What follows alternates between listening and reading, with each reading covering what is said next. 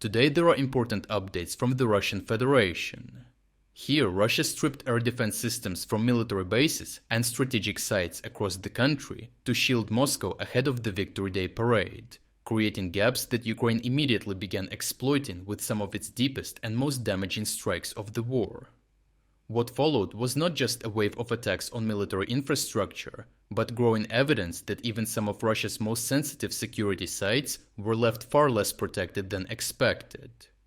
Recently, Zelensky said he had assigned Ukraine's main Directorate of Intelligence separate missions targeting Russia's air defense network. This comes after Moscow concentrated additional systems around the capital ahead of the May 9th Victory Day parade. The large-scale redeployment of air defenses from other parts of Russia created exploitable gaps across the country, allowing Ukraine to expand long-range strikes against key military sites that Russia had left far less protected. To exploit these newly emerged opportunities, the Ukrainian forces carried out one of the deepest confirmed strikes inside Russia, targeting the Shogol military airfield in Chelyabinsk, approximately 1,700 kilometers from Ukraine's border.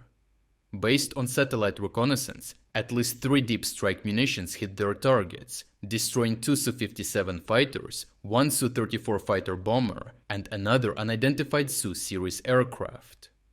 The strike was especially significant because the Su-57 is Russia's most advanced 5th-generation fighter jet, with only around 30 believed to be in service. Before this operation, Ukraine had managed to damage just 1 Su-57 during the entire war, making the destruction of 2 in a single strike a major blow to one of Russia's most limited and high-value aviation assets.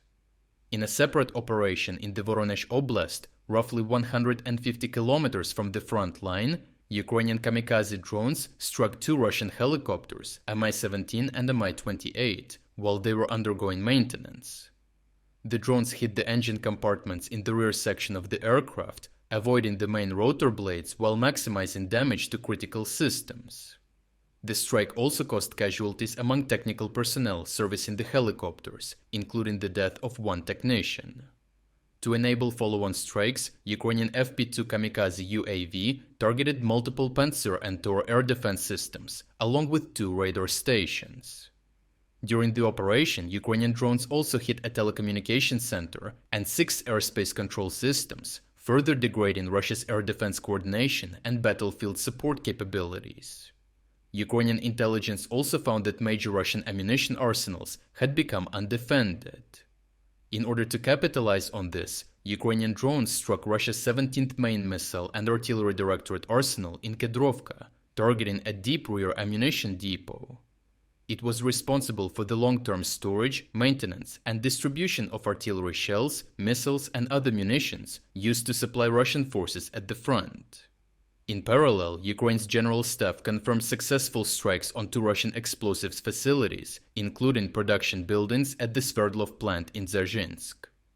The facility is one of Russia's largest producers of military explosives and plays a critical role in filling aviation and artillery munitions, anti-tank missile warheads, and FAB aerial bombs, later converted into guided glide bombs.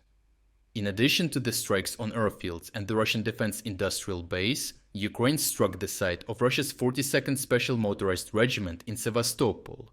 The site is also used by the Federal Service of National Guard troops, Rosgvardia.